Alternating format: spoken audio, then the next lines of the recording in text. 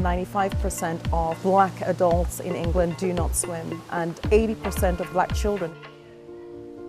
I am Danielle Obey, co-founder and chair of the Black Swimming Association, to do one thing and one thing well, to be a bridge between disenfranchised African, Caribbean and Asian communities and the aquatic sector.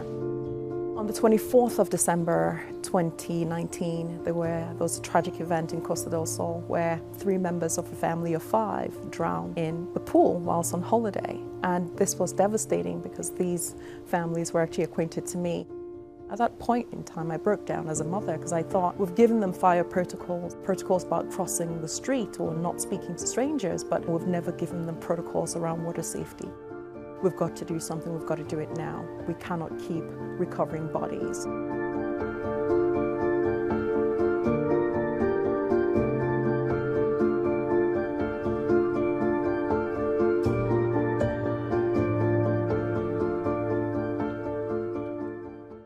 My name's Alice Deering and I'm a British marathon swimmer. I was the first black woman to represent GB in swimming at the Olympic Games. I think quite often swimming is underappreciated as the fact that it is a life skill. It can potentially save your life. I really hope people start to view it in that way and give it the weight that it deserves. I have faced barriers when I was younger.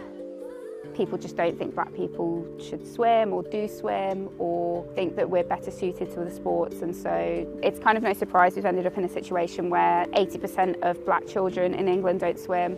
Your arm goes round in a circle, right? Swimming lessons aren't that cheap.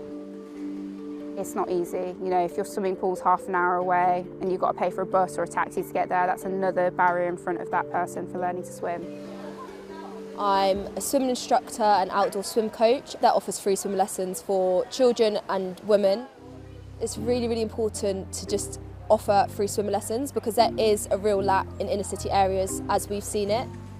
Many children, they have about 5 weeks, 6 weeks of swim lessons at one point in their school career, and it's just simply not enough for them to actually learn to swim. I think there's a real class barrier. You could see the difference when private schools and independent schools would come in and swim. Big national government bodies have a real thing to do with actually talking to organisations on the ground and grassroots community groups, and seeing the impact of what these lessons have, seeing the impact on different communities, supporting them with resources, supporting them financially, and also just helping make swimming fun. I have been quite torn between the amazing achievement of being the first black woman to represent GB in swimming, but then also just kind of wanting to be, you know, my own person, my own athlete who's known for being an athlete and not for her race and her sport combined together. Nobody pushed me out and was like, no, you need to go speak about this. I could step back from this at any moment that I want to, but I don't. I think it's really important personally to change the way that black people are viewed in swimming and the way black people view swimming.